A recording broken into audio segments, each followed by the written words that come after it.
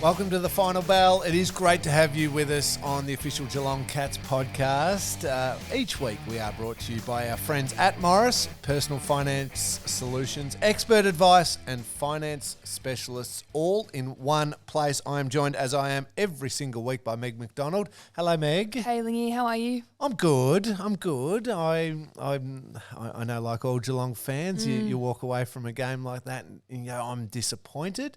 Yeah. But I also saw a very, very good Port Adelaide team playing, and I saw a Geelong team that's not that far off a very, very good Port Adelaide team. Yeah, I couldn't agree more. Unfortunately, we were training, so always love training. But on Thursday night, I was like, this is a huge game to be missing out on. We walked into the gym and, walked off the track. We kicked the first 2 goals or whatever. Into the gym, we're up, and I was like, turned into an incredibly long gym session trying to watch the game. And then I got as we went to dinner, I was like, and the score started turning, I was like, got to go back to the gym. This is getting superstitious. You shouldn't have moved. Should have got those gains. Yes, we are going to dissect that game. We're also going to look forward to another Thursday night game here at GMHBA Stadium, what is now a huge clash against the Melbourne Demons as part of Retro Round, which will be bit of fun happening around that, and some nods to some wonderful eras in the past, in particular the 1963 Premiership team. It'll be great to celebrate their 60-year anniversary. We'll get to your questions a little bit later on, and hopefully we'll have a couple of answers on players potentially coming back, how they're travelling health-wise. But let's dive straight in, shall we, to the Thursday night game against Port Adelaide. As you said, really good start. We looked sharp. Sharp. Gary Rowan in particular looked super sharp. He was on, wasn't he? Yeah. And through the middle of the ground it was working, and again against a Port Adelaide team that I think both of us rate really highly, and you can't not after they'd won 10 in a row leading into this game. And it was all going quite well, and then it wasn't. Yeah. Do we put that down to, unfortunately, again, through the middle of the ground, which has been the one area that's probably been hit consistently hardest throughout the season with injuries, is Paddy keeps playing bravely, and everybody knows, I'm sure who's listening, what the end result was, a cracked rib and a partially collapsed lung, but was severely incapacitated with the way he was playing. Tanner Bruin and that shoulder injury. It was just taking a couple of key players or reducing the output of a couple of key players in the middle of the ground, which is already reasonably thin. Yeah, plus Ed Blitz playing ruck. Yes, correct. So I don't know, I do put it down to that a lot. I feel like if ever you needed a game to illustrate how important front half footy is, when we had it, when the ball was in our forward 50, we locked it in, our defence looked set behind the ball, and then we got scored so heavily against out of the middle in the third quarter. Was it something like 24 points from centre clearance, which is just and it makes the your defenders who are usually so good, like you're looking at Jack Henry, who we've spoken about how much we rate him. Ball's coming in hot out of the middle, and you just can't get near Finlayson, and he looks like he's 2 metres off him, but it's incredibly hard to defend when it's coming in like that. And I've seen throughout all the footy I've watched, and you'd be exactly the same, even played alongside people, and you've been in this situation being a defender. The greatest defenders in the entire world, and I played with one of them, Matthew Scarlett, can look reactive and second to the ball and a few metres behind when that ball is flying out of the middle of the ground. I know I've always had a bit of fun with the defenders over the years, that they're just always quick to blame the midfield. Yeah. And we just quickly fire back at them that they should just tighten up a little bit. That bit of banter can go on, but there's some truth behind it. When the ball is coming down easily, not under enough pressure, and quick and often, defenders are going to be reactive. Those Port forwards were just feeling it. They had multiple leading options. They had space to work into, and the kicks were finding their targets. Yeah, I mean, they're such a potent forward line too, and I noted during the game that the commentators had said that they're the number one team for not conceding marks inside their forward 50. So the ball's coming to ground. This might be a stretch, but there were aspects of it that reminded me of when the Cats are flying. They look great. They've got like a mobile left footer who's, Finlayson's on fire and he's getting up the ground. He's entering 50s, kicking goals on his own. And when the ball's coming to ground, the small forwards look and the mids were putting scores on the board. We're probably going to the second half quite quickly because I felt in the first half we were like our small forwards were on fire. Gary Rowan was on fire. So yeah, tale of two halves, but theirs was a little bit more damaging. Yeah, and that's the big thing when they can pile scores on like that, they become quite an intimidating team. And I think when we're at our very best, that's what we can do. So other teams think, oh, gee, we have to be right on here because if you give a 20-minute block to Geelong, they're going to pile the scores on. But unfortunately, the shoe was on the other foot in this particular game. I keep saying loss of Paddy Dangerfield. He actually amazingly kept playing, but his reduced output. It goes to show again when you're playing against an opposition with a really good midfield, the necessity of having still our good senior players playing good football in there. Paddy was reduced. We don't have Cameron Guthrie in there right now. Maxie Holmes was fantastic in his game back, but we just don't have quite that depth in the middle of the ground at the moment. No, I completely agree. And it's sort of there were instances where I think, I don't know that it cost us too much, but there was a clearance where like Tanner goes in to try and get it, and I think it might have been Rosie or Butters, one of the two, probably Butters. Walks out the taps over, walks out the front. So I don't know. Did you feel like you could feel there was obviously the danger injury, and while we're on that, some of his contests, after knowing what we know now, going back and watching the game, I'm like, how is he doing that with a broken rib and a... Well, I mean, it's just... It was crazy. Watching the game, I immediately thought, I've been there, done. That's a back spasm. So he's got the big hit and his back's locked and his hips, and you are just reduced in your running. Every movement's hard to bend down. That's a back spasm. That is awful. You battle your way through it. You're not going to be at your best, but you'll get through it.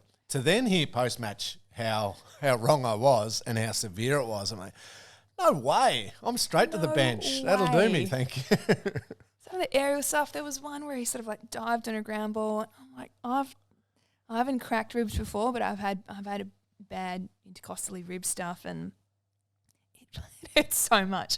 And the thing is that, not to get too far ahead of ourselves, but they don't get better very quick. Like you can play with them, but he'll be in pain for a while to come, I'd say. So it was a pretty sleeping brave gets effort. hard too. Oh my God. Any movement gets hard. Just, you're okay when you're lying down, but any sort of twisting, turning, trying to sit back up, no, thank you. You touched on this before, and I think it's a really important one. It leads into potentially some availability for this week, the game against Melbourne.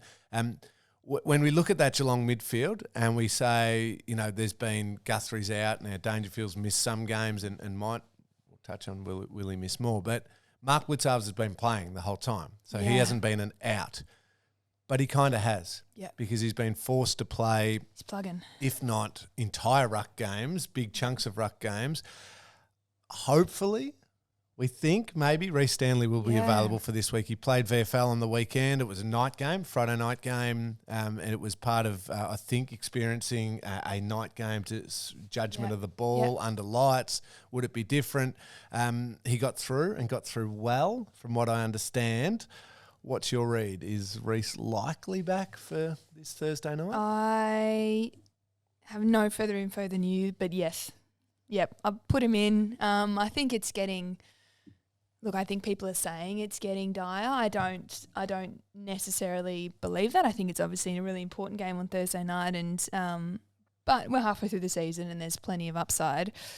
But what I think the repercussions of having that in, as you say, for the rest of the team, maybe it's more than if you going back in, like the sort of ripple effect for the rest of the team, if he is able to take that position, would be really beneficial. So hopefully we can get some footy out of him. Yeah. Because Blitz, it's not just I'm changing position.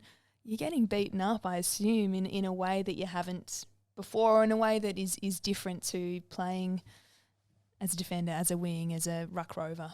He clearly can outrun a Scott Lysette, for instance. But when Scott Lysette can get him in the big, strong contest after contest, maybe the odd little knee in the quad, and it just diminishes Blitz's running capacity and brings the game back to Scott Lysette's level of athleticism. you put Rhys in, hopefully this week for Thursday night. Yep. We get Blitz back in the midfield. That's a very different look for the Cats and very versatile. I will ask you on Paddy, do we know what exactly it's going to lead to weeks-wise? I just assumed he'd miss a couple. I assume the same. I think Simon Lloyd, when he was stopped at the airport, I think he said he won't play this week. It would be an extraordinary effort to play this week. Wouldn't put it past Paddy's determination, but we need you good in a few weeks' time. Yes. You don't want to double down on a broken rib and a collapsed lung. No, that's very true. We'll wait and see on that one. Tanner Bruin, he was the other injury concern out of the game with that shoulder, I think AC joint. I think the word is he's available? Yeah, I was chatting with him yesterday and I asked him, you're going to miss a couple or what's the go? And he's like, no, I actually feel pulled up pretty well and I'm keen to go. So that could be some great news. Yeah, as you say, we need the mids and he provides a particular spark at home as well, I think, So I'm keen to see him back playing in front of his home crowd. We're talking about those players coming back in and we sort of didn't note Duncan. I thought Mitch Duncan was real, it was great to see him back in, and some people argue that he's our most important player. So I think hopefully with Rhys back, with Tanner still playing, Mitch back in, you've got DK behind the ball. I thought he was good. He was good early. As you say, I think we're getting back to playing people in their best positions. I don't know. I find it hard not to come away feeling positive from the game and looking into Thursday night, but that's probably the Cat supporter in me. Yeah, no, but that's fair enough. And it's a really good test this week to see if we are at least shaping back to what we want to be. Now, obviously, clearly you want a Paddy Dangerfield available and you want everyone to have had games under their belt, et cetera, et cetera, et cetera. But as it's starting to build into the back end of the year, great test. Melbourne have got a good midfield. I was going to say, if there's a team to test you, that midfield's it. Yeah, we assume Clayton Oliver comes back for Melbourne. They've got two very, very good ruckmen, which if Rhys does come back in, will be a great challenge for him to handle Brodie Grundy and Max Gawn. Mm-hmm. Their defence is as rock solid as they come. Yep. It's May and Lever and a few of those types of players. Salem provides a lot of drive off half back. The forward line for the Demons is, just for me as a football watcher, their work in progress and the way that they score. Our defence, we do know, is a very good defence made up of high quality players. So there'll be some good tests right across the ground where they can challenge us. But I reckon we can also potentially exploit a couple of their areas. I think it'll be a brilliant game. Yeah, it'll be a great game, as they have been historically, or in recent history down here against Melbourne. I mean, it's made for some crackers. It has. Whether it's after the siren goals or sort of, asserting yourself as dominant teams in the comp, which was last year. So, yes, it starts the run of a few GMHBA Stadium games, Meg. Obviously, we've got Melbourne this Thursday night, off to Sydney at the SCG, and then it's North Melbourne home, Essendon home, up to Brisbane at the Gabba, Freo and Port both at home, then Collingwood, MCG, St Kilda Marvel and the Doggies home, but to be confirmed as to when that will be, obviously being the last round of the year. Given our predicament and where we're sitting on the ladder, we are outside the top 8. We can't hide away from that, but we're not far off the top 8. It makes the back-ended run of games at GMHBA Stadium so crucial. Yeah, it certainly does. I think I said last week that we'll win all the home games, but I'm looking at them going, oh, we've got some. We've got to beat Port, who was so powerful. But in a classic 1 week at a time, this is probably one of the key challenges. Yes, and I imagine, and it'll be funny, Thursday night at home, I think school finishes the next day, so hopefully everyone just says, it doesn't matter if you've got a few tired kids, they knock off at 2:30 the next day anyway, or some schools might have finished on the Thursday. Get everyone along. Bring the family, ahead of school holidays. Doesn't matter if you've got tired, ratty kids on the first day or two of school holidays. I'll take your word for it. Get them to a Thursday night game because it is a huge game for the season against Melbourne, as we've been touching on. It's also the coach, Chris Scott, two-time premiership coach at the Cats, his 300th game as coach of the Geelong Footy Club. I mean, my brain and my footy experience really can't quite like process or quantify that number of games. You know, I think in women's footy, obviously we'd like to play more and more games, but the note, I mean, I think I've played 44 games. So like that sheer amount of games is extraordinary, and the success that he's had throughout, I think he's like the winningest coach as well. I think he's broke that record last year. So, I mean, you've been coached by him. Yeah, I was very, very fortunate. My last year, his first year, and I've seen throughout all of those years leading up to game number 300, a coach who's developed, has changed, adapted, continued to strive for that greatness of the team, but done it in a really professional, really selfless manner. And it's a wonderful achievement to think he was amazingly. He seemed so much older when he first came to the club because he was part of that great Brisbane team that we all looked up to as younger players. So he always felt way older than all of us. Yeah. But he was only about mid-30s. Yeah, he was about 5 years older than me, and I was captain of the team. I think we still had, Maddie Scarlett and Dasher Milburn and those boys were on the team. He was maybe 2 or 3 years older than them. Yeah. And starting as a coach and to coach a team who was extremely successful at that point in time, but there was changes that needed to be made. There was new ideas that needed to be brought into. He managed those early years superbly. Then he also had to bring new talent to the club from other clubs through the draft. He had to manage the ends of careers of some of the greatest players to ever play at the Geelong Football Club, all the while trying to stay as super competitive in the most competitive Australian rules football competition in the world, and he's done that remarkably well. And he seems to have led the competition in terms of, you know, in inverted commas, like a modern coach. Like the ethos around the club, and, you know, spend what time you need to here. You know, your life is more than just a footballer. I don't know if he's to credit for all of that, but it certainly seems to be his belief system and how he coaches, and there's an optimism about how he operates, certainly in recent years, that it bleeds through the entire club, and everyone seems better for it. To add on to Thursday night's milestone, we are, 5 weeks away from him breaking the all-time record of the Geelong Football Club, something that he won't want, even this week, he won't want much of a fuss made about it, because that's the type of guy that's he right. is. Does he listen to the pod? Well, hopefully he listens occasionally. I'll pretend that he does. You can go on. The great Red Hickey, one of the legends of the Geelong Football Club, 305 games as coach, obviously a premiership coach as well, and a premiership player, one of the true icons of the Geelong Football Club. Chris Scott will pass that mark in the coming weeks. It's remarkable to think, you know, we look at, and this is I'm not trying to pick on other clubs or anything like that, but some clubs, you know, 3 coaches, 4 coaches, 5 coaches, 6 coaches over short periods of time. Since 2000, and we're now in 2023, this club's had 2 coaches. Yep. So really just settled, sustained leadership, development programs, culture built, a really strong environment under quality leaders.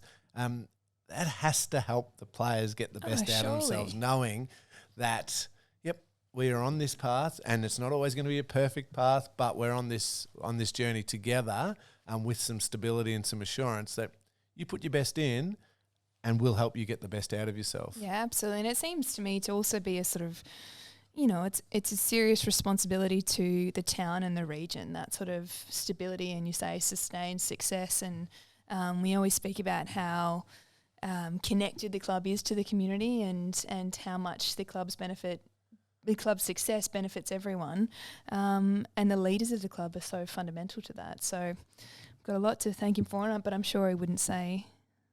I'm sure he'd direct the attention elsewhere. He will certainly do that, and one of those directions he may direct it to is it is a celebration for his 300th game as coach, but it's also Thursday night a celebration of the 60-year anniversary of that magnificent 1963 premiership team. I was fortunate enough, Meg, yesterday to spend a little bit of time as part of Legends of Cardinia Park, the new member-exclusive series, speaking with Fred Waller, the captain of that 1963 premiership team. And getting his recollections of the day when they knocked off Hawthorn and the fantastic occasion. He's got some good funny stories in there as well. It'll be worth listening to and watching when it drops. But that team and that, think of Polly Farmer and Doug Wade and Billy Goggin and obviously Fred Wooler himself and just some of the most incredibly talented, John Sharrock, superb half-forward flanker. Like that team is going to be celebrated on Thursday night as part of Retro Round as well. And some great names of the Geelong Footy Club there. Well, you said off air that you've watched the game? You watched the last quarter of the game? I definitely watched the last quarter on, I reckon, 15 different occasions because my dad, being a big Geelong supporter when we were younger, he must have got the old VHS tape. Not tape from but he bought it through AFL Films or whatever it was years later. And given we did sit through a couple of losing grand finals as father and son, we would often watch, here, Cam, watch the last quarter of the Cats beating the Hawks, and they pile on the goals in the last quarter and just run right over the top of them. Must have been a good breakfast, hey? Yes. What I heard. Yes, Fred does talk about that. A little different to today's brekkies, I reckon. Yeah, those things might be different, but I'm sure there'll be some parallels between what success looked like then, what a good footy culture and club looked like then, and what it does 60 years later. So it'll be a great celebration, of course, coached by the great Bobby Davis, who's no longer with us, but has had such a huge part of or played such a huge part within the Geelong Footy Club. The team will be on the jumper, is that right? We've got a retro jumpers. Is that right? Fantastic. Yeah, we'll have a little recognition. We had the shoot with Ford. I mean, it's a good bit of fun retro round. It is. The players seem to get right into it too. I do notice that the current players, they love getting the old kit on. And how many years do you reckon until your era? Be careful, Meg. Your era, our era are the ones getting thrown back to? Surely, at least 20? Yeah, surely I've got another 20 years. Don't I? The next retro becomes the 90s, doesn't it? Okay, goodness me. I've got a little bit of time. Born in the 90s, so it's getting sensitive. Born in the early 80s. That's scary for me. The VFL on the weekend, and talk about a few people who might be trying to push up to be part of Thursday night's game and the fantastic retro round ahead. They had a 2-point victory over Frankston, a ripping win by the boys. Ollie Dempsey nailed 3 goals, was excellent. Found a heap of the footy. He looks good, Ollie, at that level, and then it's just translating it, hey? Yeah, and I love, and we've seen it with Mitch Nevitt too this year, is that ability to get a little taste, and it's a tough team to break into, and maybe just taking an opportunity where there's an injury or two, getting a taste, showing a little bit, just glimpses, and then unfortunately, because of whatever, go back. There's no, I should be in the team. This is, it's ridiculous. I'm just going to play great footy in the VFL again. Yeah, and I feel like you can really see that when they manage to hit the scoreboard and the passion that they celebrate with. There's none of, I don't need to repeat what you've said. It's a passion for whatever game they're in and bringing their best and doing it for that team at any given time. So it's great. But you started to mention there are some players that have played well in the VFL and players that are coming back to the VFL.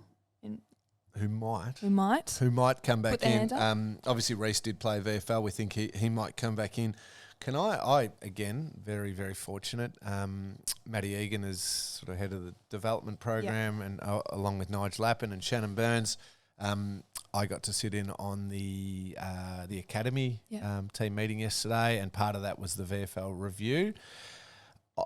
Just saying, Geelong fans, here we go. I loved in a couple of clips. Mitch Hardy, aren't you? I was like, ding. Wow. What's my buzz, Mitch Hardy.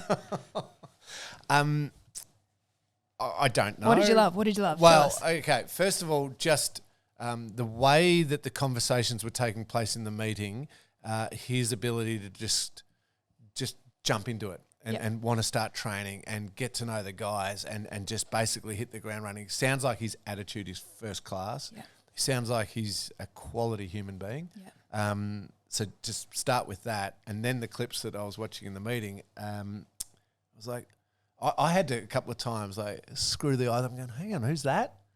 Because I just haven't seen him play. I'm like, oh, hang on, that's Mitch Hardy. And it was, oh, hang on, there he is again. And again, and these are all in the really positive clips. He was hard at the footy.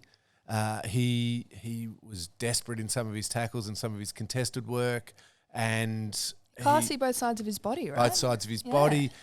Add in as well, and this is probably the really important one.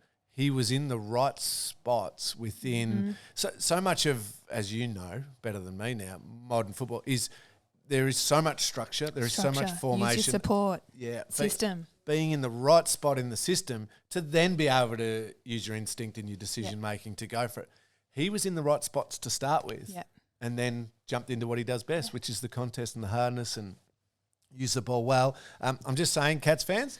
You're saying he is the type that we might need? Well, he's going to have a crack for you, I think. I think you're just going to enjoy watching him play. Now, I have no inkling into what level will he be VFL for the whole rest of this season, and then he gets his shot next year. Will he have half a dozen games and then get his shot? Will he get... I don't know. I'm not saying that, but just from one game and one meeting, I thought... I like the way he plays football. Yeah, totally. No, it's really positive. And another one that we've got down is Sam Menegola. Yes. Might play. How good's that? I think it's so exciting. I think unfortunately, we're probably guilty of the same thing. We don't talk about him a lot on here as a sort of, when we talk about who's missing from the team, Sam possibly doesn't get spoken about because it's been a fair while since he's had impact on the senior team at AFL level. But you think about how good his 2020 was and his class, his professionalism, his running capacity. It's just been hard luck since that year. So hope good vibes, sending positive things. Yes, we hope he will play this week. Hasn't been confirmed yet, but looks like he's heading in that direction. Shannon Neal as well.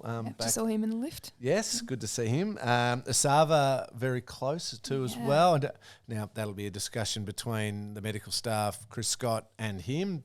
Does he play half a game in the VFL? Do they hold him back another week? Who knows what that might be. So a few people starting to put their hand up to come back into the team, which is obviously really, really important. As I mentioned, 2-point win for the VFL. They play Casey on Friday night at GMHBA Stadium. So if you're feeling like you want your footy fix this weekend or even ahead of the weekend, Thursday night to watch the Cats play the Demons, and then come watch the VFL team take on Casey on Friday night at GMHBA Stadium, which would be fantastic. The VFLW too, if you want to watch them as well. They had a draw, amazingly, I did. against the Hawks. You were there. I'll tell us. I was there. We almost won, then we almost lost, and then we came away with it. And honestly, I think as much as you're positive going into every game, there was an under-23 rep game over the weekend too, which had a few of our top VFL girls out, plus the AFLW girls weren't playing, barring Ingrid Hootsma, who ran around there. So I think we were possibly a little vulnerable going in, and pretty valuable 2 points considering the ladder placement as we approach finals. So only 2 spots separating 3rd and 7th. We're still holding on to a top 4 spot. Collingwood and Willie to come. So fantastic, let's excellent. go VFLW. Well, so do we know where they're playing this week against Collingwood? That's a great question. Are they playing at Deakin? I think there was a string of games at Deakin, so I think that might be it. All right, we'll get along and support the girls. That'll be a great weekend of footy, won't it? You got Thursday footy, Friday footy. I know, it makes for I'm not joking, it's a pretty condensed week. So it's been a busy few days, Lingy, but you know what? Life's busy, and it's busy enough without more life admin. So we've got Morris again. Morris is now bringing their personal approach to personal finance. Their team is here to help you finance your next lifestyle asset with their free person-to-person service designed to find a finance deal that works best for you. Call Morris today on 1300 4MORRIS or head to morrisfinance.com.au. Lingy, question without notice. Yes, Meg. Do you know what Thursday the 29th of June is? Thursday 29th of June is... I'm on holidays. But it's my birthday. Is it your... Oh, happy birthday, Meg. I didn't plan my trip just so I could get away you've from missed it. But that's okay. I don't mind that you're not here, because what we actually have is a Women in Sport breakfast at GMHBA Stadium with, and I'm pretty excited about this, Olympic champion Kate Campbell is the keynote speaker. I love Kate. Kate, I believe she's going to come back. I once dressed up. I can't remember if I've said this on this pod before. I once came as Kate Campbell to a Mad Monday. I have not heard this. It was so good. Me and Elise O'Day, who played for Melbourne and Carlton, recently retired, she came as Bronte, and then we had a friend of ours come as Nathan Templeton. It was around the Com Games time. Oh, interviews at poolside. Interviews, yeah. Anyway, Well, so I'm pumped. were you in the Australian tracksuit, or did you go just one piece and swimming cap? One piece and swimming cap. One piece and swimming cap. All right, well, you're going to need was that footage, the photos, anything. I was thinking I've got to dig it up. I've got 2 weeks. 2 weeks? I'm hoping it's longer until I'm aging out of this caper. But anyway. And Kate's not the only one speaking at that breakfast, though, is she? No. Well, I think we've got a few more. Gosh, now you're testing Rosie me. King is Rosie there, King. which Sorry, is fantastic, who is formerly of Netball Victoria, but also CEO things, but now she's Melbourne on our exec. She's she's been an awesome addition to the club. Well, re-edition. Yes. So she'll be there. But yes, Kate Campbell, as if we need to say the surname. Kate will feature alongside a panel of sports industry professionals, including Rosie, and it's going to be hosted by Natalie Edwards. They're going to discuss growth, mindset, possibly growth mindset, and connection. So whether you're looking to network or simply want to hear from multiple powerhouse women in the sports industry, wish them happy birthday. Paired with a premium breakfast in GMHBA Stadium's exclusive President's Room. This is an event not to be missed. I'll be there. Secure your seats at geelongcats.com.au/experience/events. It's sort of a fixture in certainly our AFLW team's calendar each year, so it's exciting. Come along, enjoy the breakfast and wish Meg a happy birthday on the day. I feel a bit self-conscious about how hard I've gone on the birthday thing. It's not really my style, but I love a segue, so there we go. Beautifully done, Meg. Yeah, magnificent. Love the segue. Speaking of which, how is pre-season going? Oh, yeah, it's going really well. We sort of actually are having mini breaks for the first time because we've got quite a 14-week pre-season, so it's the longest yet. So we're building in a few, and we've got a main session tonight, and then we're having a social function at the game on Thursday, so that'll be awesome to watch the men, and then we're off for the weekend. So fantastic. I'll be getting away, which I know... Somewhere warm? I'll be getting around the bay to Blairgowrie, which will be beautiful. Nice. Very the girls' nice. Weekend. I'll get in the some sort of springs, I reckon. Oh, just fantastic. do some floating. Enjoy that. It is the time to get away. I am escaping. I know, I'll be back next week, unlike... You will be back for the next some. 2 weeks. I won't be. We have a special guest joining you, though, as a co-host. Yeah. I think our listeners will recognise the name and the voice. Do you want to tease him now, or do you want to surprise them? I don't know how to tease him. Do we need a clue? We'll surprise them. We'll surprise them. We'll surprise. All right. But trust me, it'll be worth it. Anyone with Meg is great. Yeah, who needs him? Meg, you'll be driving the show. I was pushing for you to do a solo podcast. Yeah, well, that makes one of us. All right, let's take a break. Your questions up next. Welcome back. It is great to have you with us on To the Final Bell, the official Geelong Cats podcast. Big thanks to Morris for allowing us to bring this to you every single week. We love your questions. We honestly do. It's great to hear from you. Please keep sending them in as much as you possibly can. I promise every week I try and get to as many as possible, and then I end up maybe only getting to 5 or 6 because I get in trouble for going on and on and on for too long. But let's get to as many as we possibly can this week, Meg. Let's get to them. All right. I think go on. I just love talking about the Cats. You know that, Meg. How much, this is from Sean, how much can motivation be coached into players and how much of it is innate? This is just starting with a big one from Sean. Yes. Is Sean... This is a big one for me. Sean... Trying to get a question in before he co-hosts next week. Oh, another hint for the next couple of weeks. I like it, Meg. Yeah. You're always thinking. I've always been a big believer that you should be motivating yourself. That the days of the big fire up speeches, don't think, do that sort of thing, as brilliant as it is, and I still love hearing it. Players can't rely on that. They have to find some sort of inner motivation and that to be ready to go. You're playing at the highest level. It's an absolute honour. Yeah. You're not always going to be at peak motivation for every single week. I get that. The things are going on in your life, whatever you may be feeling. But I reckon it's got to be found from within if you're going to be a really great player and a really good team. Yeah, I wasn't really considering the sort of game day motivation, but I completely agree with you. I do think there is a role to play in unlocking some belief with coaches and players on an individual level. I think a lot of motivation comes from obviously the best believe from day one, but if you're trying to enter, and I'd see that a lot in women's football, you know, people coming to the sport late, are you doing everything you can to make it?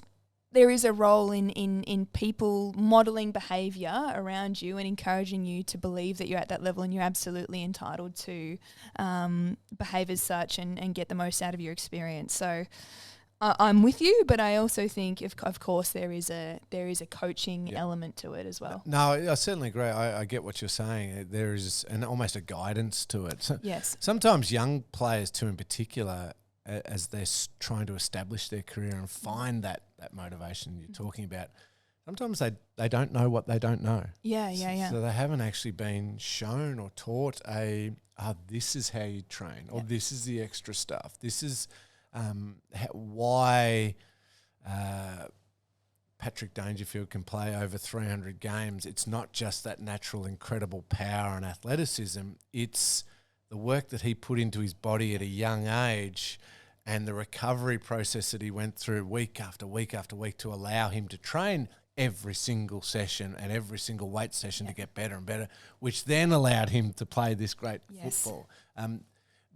Once they see those behaviours, the almost behind-the-scenes behaviours, they can hopefully then gain a pathway to, okay, I can get to where I want to get to if I act like this. Yeah, I find that's such a great point. I do find that to be one of the challenges with younger players when they're coming into the elite environment. You're thinking, you know, you're trying to encourage them along the lines of fueling properly, recovering properly, doing all the little extras that it is hard to see the immediate effects for them, because I'm like, you might not be pulling up as sore as I am, but you need to put the work in now to benefit from it as your career goes on, because resilience and sustaining that success comes from those early days, as you say. Absolutely. Great question though, Sean. Really appreciate it. Yolanda asks, who is the teammate you would go to in a crisis? You are the captain, Meg. So no doubt a lot would come to you. That's just one of the responsibilities, and some would say burdens of captaincy. But I'm sure that's why you are captain, because you love it. But even a personal, and maybe crisis is too strong a word. I hope I'm not changing your question here, Yolanda. But an issue, somebody struggling with something. But now it's either you or somebody, and you don't quite have the answers. Who do you go to in the group or the coaching group to seek a little bit of, who's your conciliary? My conciliary, well, it's dependent on the type of crisis you're talking about. I'd have to say, a vice captain, Nina Morrison. I've got a, long-standing relationship with Neens, and we've worked closely since the beginning of the Cats time together. Used to drive her up and down the highway back in the day when she was 18. Very wise type, thinks deeply about the game. Possibly a bit like for like if I was looking for a difference of opinion. I can't help but shout out sort of in the coaching staff, Elise Coventry, our defence coach. I've played with her as well. But my real go-to, and this isn't a teammate, is like our head of women's footy, Brett Johnson, is, people will have heard him speak on podcasts before. Very wise, very knowledgeable, very measured, very calm. I love that in a crisis. He's very sort of has an eye over everything. So I feel like he's my sort of go-to. If we needed a goal, I'd go to Chloe Shear. If I needed someone to light a fire off half back, I'd go to Chantel. Georgia Prasparkas, she can save a game, so it depends what kind of crisis. Yep. But I think you're always looking for diversity of opinion and experience in your leadership group, and we're lucky to have that. So yeah, it's an interesting point you make about not just finding that like for like, just somebody who's going to reflect exactly. I think we should do this or handle it this way. What do you think? Oh yeah, absolutely. Yeah, I'm with you. You want somebody who's going to look at it from a different angle. I found that. So Tom Harley and I worked closely as captain, vice captain for a long time, and in leadership groups prior to getting the official roles, and we were very different in our approach to things and personalities and all that. So we would often work really well together. When I ultimately became captain and Tom retired and I didn't have him to bounce off as much, I would still go and try and find a, you know, who was I just thought of it then, who was a great one for me to just sound out and just bounce off, was Joel Corey. Yeah, great. Joel was one who didn't speak anywhere near as much, not as vocal as some of the other guys, but Joel would just calmly, I don't even know how to explain it. I'll give you an example to try and explain it. We were trying, this is in the earlier days, and I think this is still when Tom was there, we were trying to get players to become just a little bit more professional with their time management and understand, okay, if a weights group starts at this time, we should all be there a few minutes before and be ready to start, ready to go, right on whatever time. This is, you know, just teaching a little bit of discipline in the group. Sounds like a basic thing, I know, but when you're all in the details. Yeah, in the different parts of the footy club, you get caught up just sitting at your locker for a bit long or sitting in the lounge or having a bite to eat or something, and 2 or 3 minutes late holds everybody else up.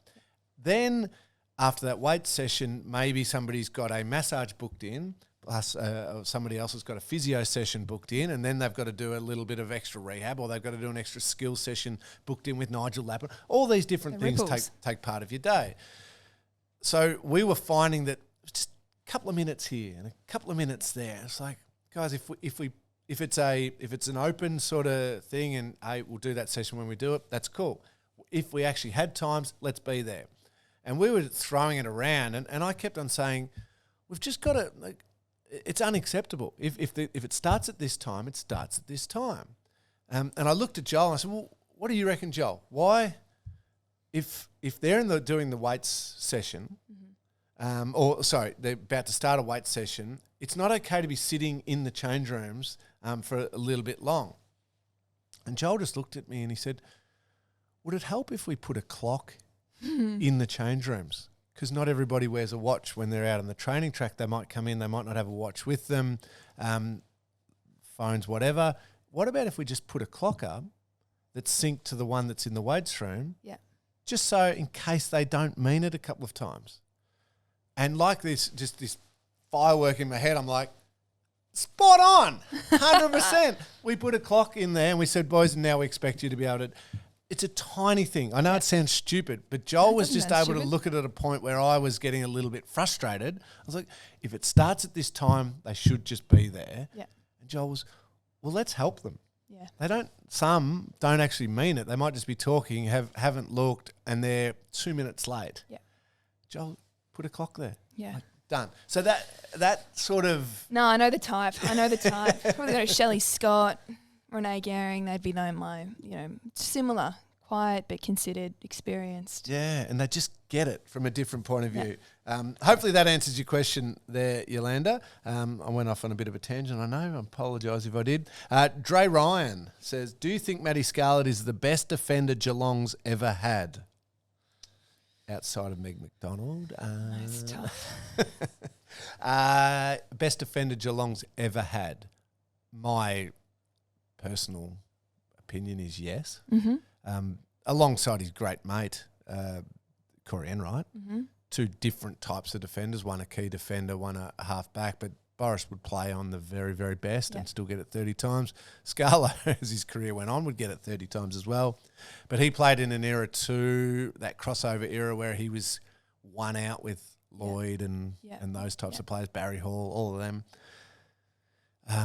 I feel it's always hard to compare eras. I mean, Roy West and Peter Walker in the 63 Premiership team, magnificent defenders. Gary Malarkey through the 80s, magnificent defender. Mark Boss, I think, was a half-back, maybe a little bit on ball, but 2-time best and fairest through the 80s. Great defenders. But he's got a good one playing at the moment. Yes. I would say, I'm repping Stewie. Yep. Not that he's different generations, but... Yeah, it's hard to compare generations, really, isn't it? So I would say I would say yes, absolutely, and certainly With the some best extras. of his, generation. But Stewie is quickly closing in on that Yeah. and closing that gap, and is just an incredible footballer. I will say I didn't. I had a greater appreciation of Corey Wright's career after he was inducted last year as a legend. And being there on that night and hearing him speak and having his career highlights, I thought, oh my goodness, what a player. What a player. What a player. Phenomenal player. So, I mean, pretty much yes is the answer, but I think there were some great defenders across multiple generations, Dre Ryan, but thank you for your question. Travis, I might leave it on this one too, Meg, as the last question. Travis. Oh, I've got an analogue one for you, but keep going. Okay, good. It relates to what we were talking about in segment 1, and I like it. Yeah. I think you're going to love it too. Is Mitch Hardy a chance for debut before the end of the season? We said yes. Did we say yes? I Well, reckon with all that we said yes. I said I think Geelong fans are just going to love watching him play. I'm not sure what grade that is in wherever at the moment. As I said, I was watching the VFL review and some of the clips were outstanding. I've since been shown even more clips from a particular source of him just using the ball magnificently well. So it's not vision. just the vision and the Execution. decision making. Am I being foolish in saying he would actually this week? Oh, sorry. I haven't said that. Haven't said that. Might happen. Who knows? But sooner rather than later. Yeah, I reckon. Okay. Well, Let's say if he's not here Thursday night, then he'll go to Sydney. We'll just say it. Okay. Love it. Just Meg, said it. Fantastic. Travis, hopefully that gets you very excited. I'm pumped. I like the looks of him. Analog. Yes. We have a question on a letter. We have a question on a letter. It's a couple of weeks old. Sorry, I didn't get to the mail as soon as Okay. I should have. Are you going to read the whole letter out for us? Look, my ego would like me to, but I won't because he was very complimentary. He was a Give it big to me. fan. I'm not reading. I'll read the Shout complimentary part. Shout out Seamus from Canberra, who's written in. From Canberra. Thanks, Seamus. Yeah, he's such a legend. It was really lovely to receive, and the penmanship is beautiful. It's nice. Not neater than my writing. So he's given us a 1, 2, 3 points. Points 2 and 3 are what matters. Listener questions. Yes. I note that Cameron appears to always ask the questions. For the purposes of some light relief, would you be able to throw one at him? Yes, Seamus.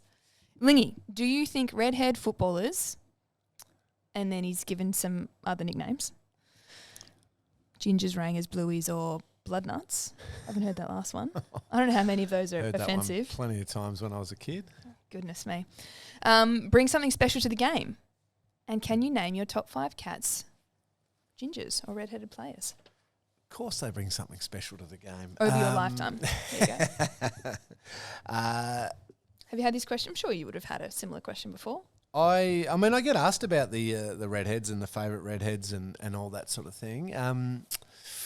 You can take it on notice if you'd prefer. Straight away comes to mind. I think it would be fair to say the number one Cats redhead of all time would be Barry Stoneham. Mm-hmm. Don't think I'm leaving anyone out there, but I think he was through my junior supporter era, watching him play as a centre forward, superb as an athlete, amazing, hard at it. Occasionally went to centre half back and played superbly. Had a bit of a horror run with injuries at times later on in his career, but when he was flying, just a magnificent footballer, all Australian, great player. Bluey McGrath, I think, was a brilliant footballer. Again, through those years where I watched, he often, I think he was more probably a half-back flanker size, but would often have to play as a key centre half-back. Had duels with Wayne Carey, peak Carey, and he was undersized completely, but would always hold up. Got it done. Super honest, super tough and hard. And I had 1 year with Baz, so I caught right at the end of Baz, but I had a few years with Bluey, and I saw a level of professionalism, hardness, work ethic, and amazingly, he would work so hard as a footballer and then still go and be a builder. Yeah. And then he'd come back and work even harder than everyone and still is a builder to this day. So he's one that jumps to mind. I caught a little bit of Neville Brunsy. Was a really brave, tough. He played in the 89 grand final. Tough, more winger. Scratchy Neal I didn't get to see a heap of, but was a pretty good player. Any love for who am I missing? the guy that played well on the weekend? Gary Rowan, Premiership player. Talk about the 2022 qualifying final was about it was unbelievably impressive as a game, as a player, full stop. But then if you want to add in the little asterisks of, and we've spoken about this before, and I've been quite open about it, his finals performances and the pressure that he must have felt going into another final series to deliver that superbly against a really great opposition. Nearly 100,000 in the stands in a game that's decided by a kick or under a kick. That was just an unbelievable performance. Certainly. Who else have I missed? Any other Redheads? I'm just looking around. Fans will let us know. Our producers are suggesting you're being a bit modest and not just putting yourself in the top 5. Was it Seamus? Seamus, yep. Seamus. No, I won't be shoving myself there. I want to come up with another Reddit. John Mossop was there briefly in the 80s. I didn't really get to see him. Glenn Kilpatrick. Did we get to claim him as a redhead? I was going to say there'd be a few sneaky. Like, are we counting like beards? Do you know what I mean? Like, there'd be a few. There's a few more of those then. I reckon Tom Lonergan even had a little bit of ginger coming through on his beard. You know who won? And this isn't gonna. It's not a super positive. The one I really wished had got a great run in his career was Mark Walnut, who was drafted at the same time as Matty Scarlett. His dad played for the Cats, Mick Walnut. He was this supremely athletic, 6'3" winger, athletic, could jump, could do everything, and then unfortunately just had knee reconstruction, then had a horrible run. Still came back and played 10 or 12 games based on pure bravery and work ethic and everything like that. We never saw the best of him. I would have loved to have seen him. I will say we've got one incoming in our women's program. I don't know that we've had – I'm really terrified I'm missing someone, but I don't know that we've had a redhead yet. And Ashley Maloney's coming over from Ireland, so, Ashley from Maloney the home country of the Redheads. Is my new favourite player in the AFLW. She has – it's vibrant, and she's a 6 foot full forward. It's going to pop. I was saying when I was pitching the hoops to her, I was like, you're going to look.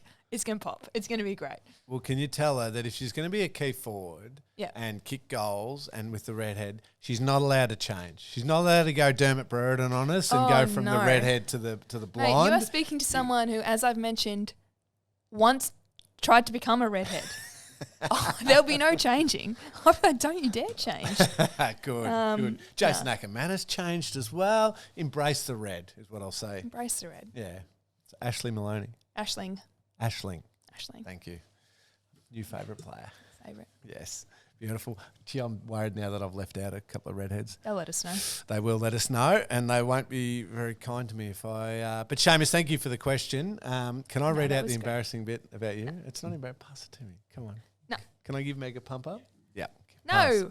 Pass. Producers say yes.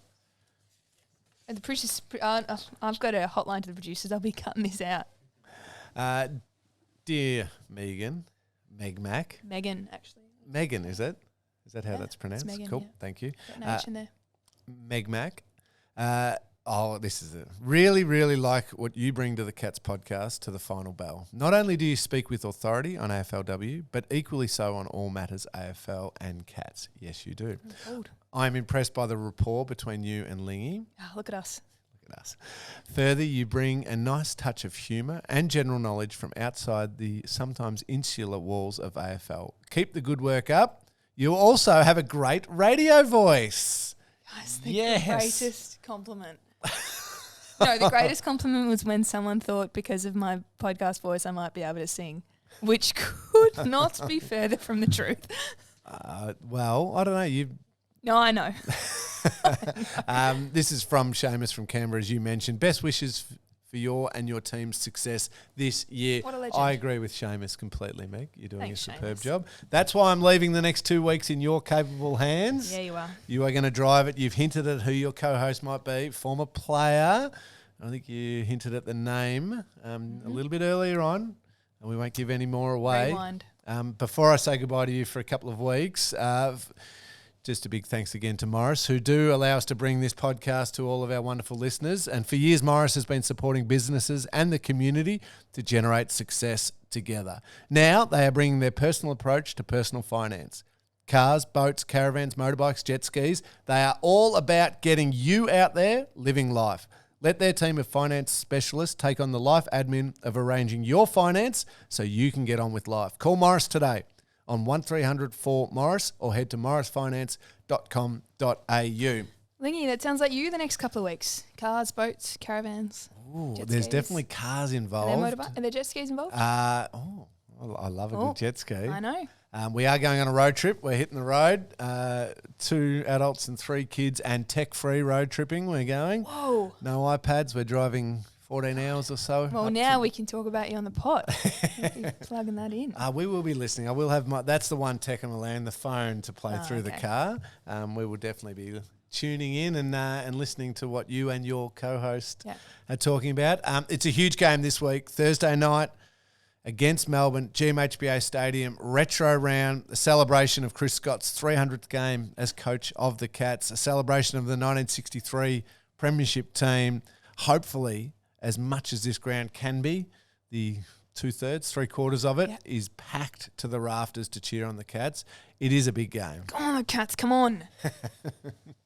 Let's go. Let's go. You enjoy your mini break too. I will. One more session to go, and then the mini break. Enjoy your night here Thursday night. A bit of a social night, as you mentioned. Yep. So that loudest voice cheering the Cats on, maybe you or some of your teammates. Yep. We've got some passionate fans in the team, so yes. Excellent. Meg will be back next week and the week after with the special co-host. I will be back in a few weeks' time. Don't worry, I will still be following every single moment of the Cats games over the next couple of weeks. Thanks again for listening. Really appreciate all of your support. Keep those questions coming in. Meg will be back next week. Expect them.